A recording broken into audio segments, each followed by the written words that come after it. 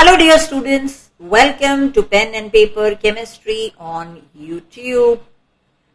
We are going to continue our learning on the topic of solids with this video, and I would expect you to keep your pen and paper in hand so that you can take down notes for offline reference. We had started with the stoichiometric defects in the previous video, and we are continuing with the non-stoichiometric defects in this one.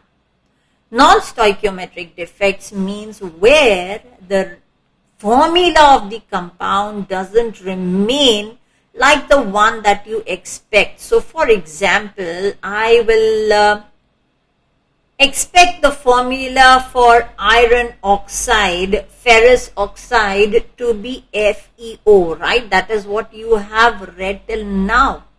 But you notice the formula that I have written over here, Fe 0.950, or to put it more simply, Fe 95O100.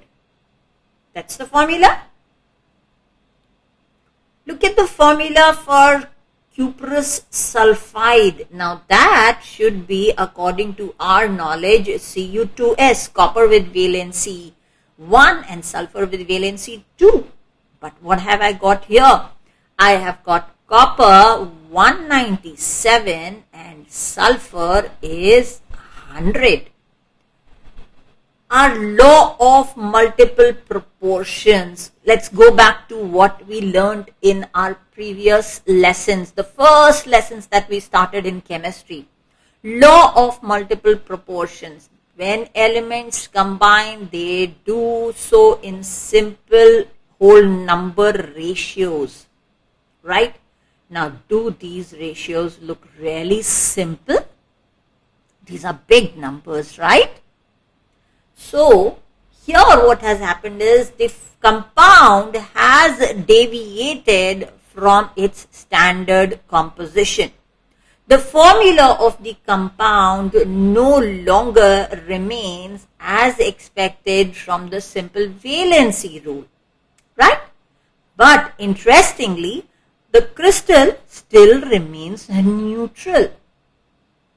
I notice the first case here, the amount of iron, Fe 95O100. Now the formula for ferrous oxide otherwise was FeO, right? That's what we've written over here.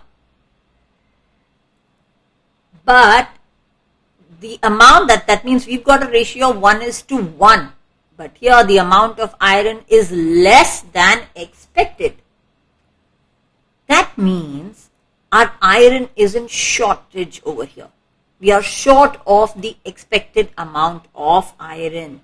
That means the metal, the cation here is less than expected.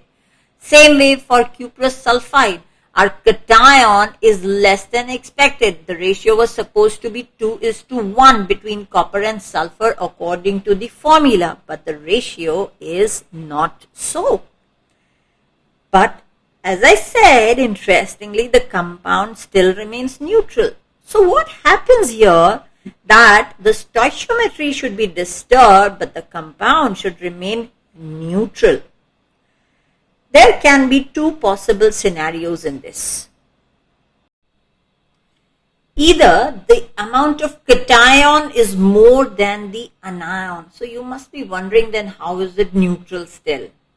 Of course, there must be some electrons extra in order to balance the positive charge. Or the second possibility is that the amount of anion is more than the amount of cation. So how do we again balance the extra negative charge? In order to show this kind of differences or the possible scenarios, let's go back to our chart again to make things easy. We are going to focus on this part of our chart. By the way, if you see, I have used different colors in my chart, which actually come in very handy when I want to recall. So just close your eyes and relate to the colors that you have used to draw your chart. That's why I say pen and paper. Use sketch pens. Use A4 size sheets in order to draw this diagram yourself. Stick it near your study table or place of study or near your dining area. Go through it once or twice and you will be able to explain things yourself just by the name.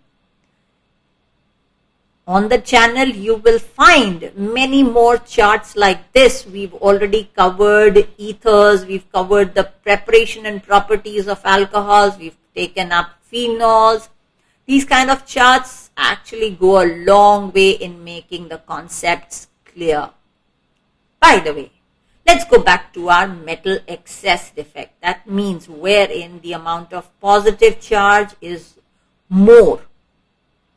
When does the plus become more than the minus? So that means the C is greater. The amount of cations are greater than the amount of anions.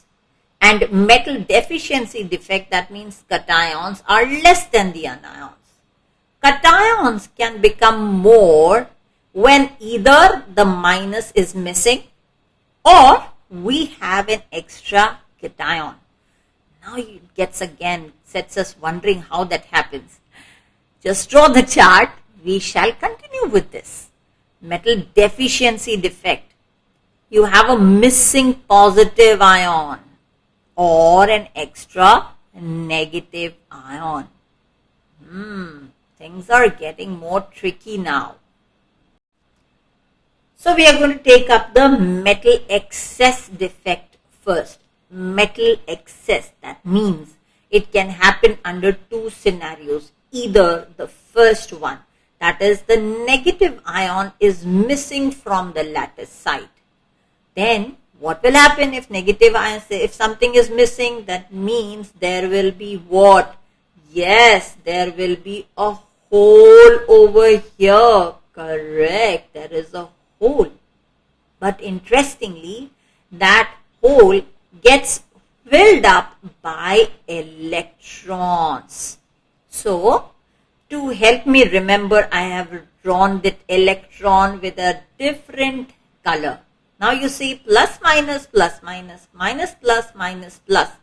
The charges are still remaining the same. It's still neutral. But what did we do to the sodium chloride? You see, if you take pure sodium chloride, it is white in color.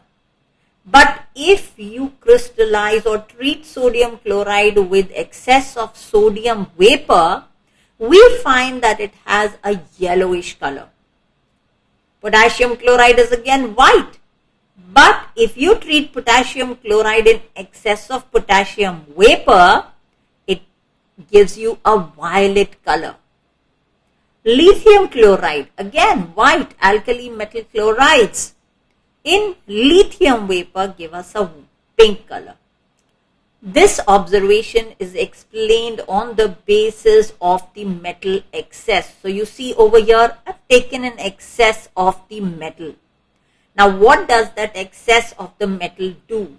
Sodium loses its electron to form Na positive and an electron.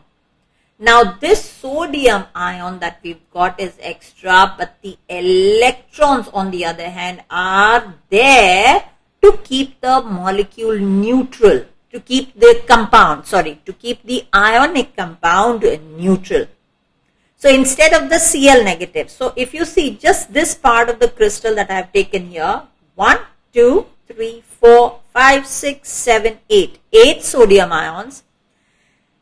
Total the chloride 1, 2, 3, 4, 5, 6, 7. So there are only 8 sodium, 7 chloride. No, that is not the ratio in the actual crystal. This is only on the part that I have drawn over here to make things easy for us to understand.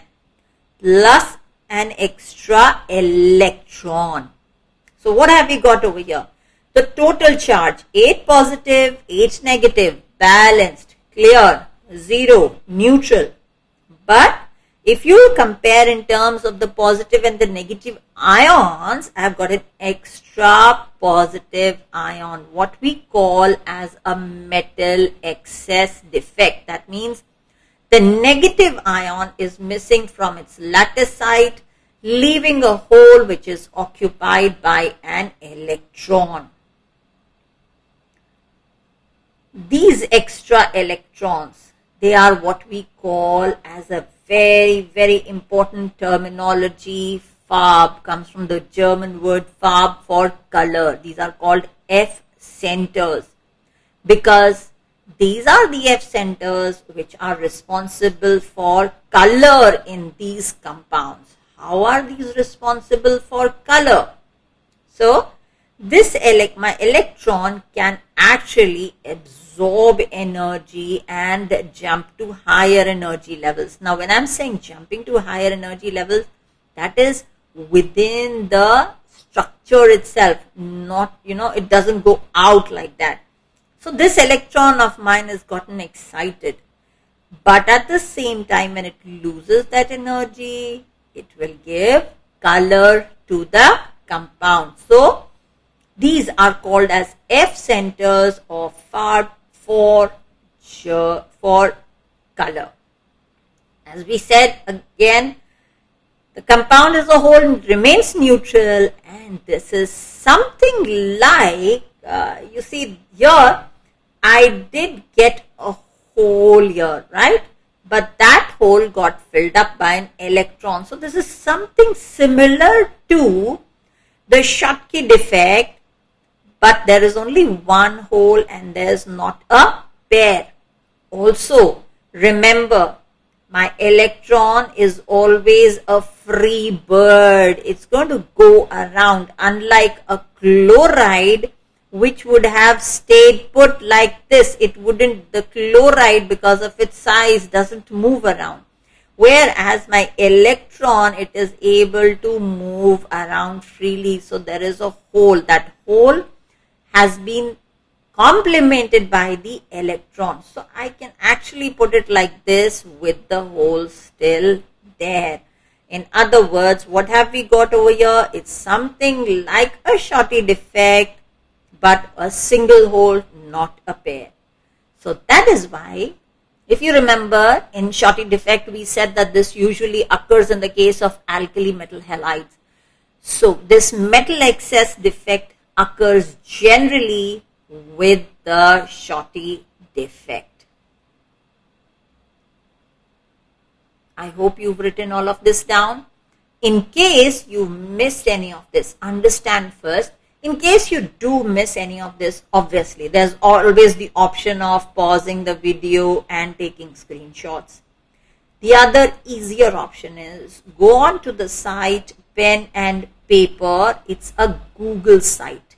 When you Google Pen and Paper, it will lead you to this channel as well as the site. So go on to Pen and Paper.